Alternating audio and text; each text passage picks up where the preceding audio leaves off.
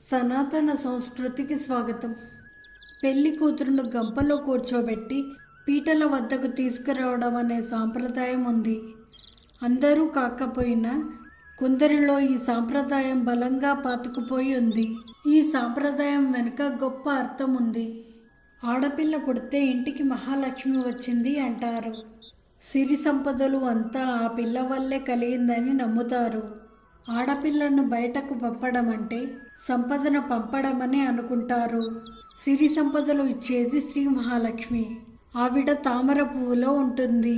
అదే ఈ సాంప్రదాయానికి మూలం. ఇక్కడ గంప అంటే తామర పువ్వు అన్నమాట. వధువు లక్ష్మీదేవి కాబట్టి ఆమె నేలపై నడవకూడదని నమ్ముతారు. మా మహాలక్ష్మిని తామర పువ్వులో పెట్టి మీకు ఇస్తున్నాము అని వరుడితో చెప్పడానికి ఇది సూచిక.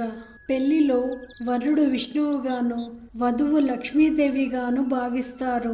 గౌరీ పూజ వధువు చేత చేయించిన తర్వాత వెదురుతో చేసిన గంపలో కొద్దిగా ధాన్యం పోసి వధువును గంపలో కూర్చోబెట్టి ఆమె మేనమామలు ఆమెను వెదురు గంపలో ఎత్తుకొని వస్త్రం తెర వెనుక ఉన్న వరుడి దగ్గరికి తీసుకువెళ్తారు. ఇలా తీసుకురావడం వెనుక నమ్మకం ఏంటంటే అత్తవారింటికి కోడలిగా మాత్రమే కాకుండా లక్ష్మీదేవిగా వెళ్ళిన వేళ వాళ్లకు అన్ని విధాలుగా కలిసి రావాలని, భార్య వల్ల భర్తకు సంతానం, సకల సంపదలు కలగాలని, కుటుంబానికి అదృష్టం కలిసి రావాలనే ఉద్దేశంతోనే పెళ్లి మండపానికి వధువును వెదురు గంపలో తీసుకువెళ్తారు.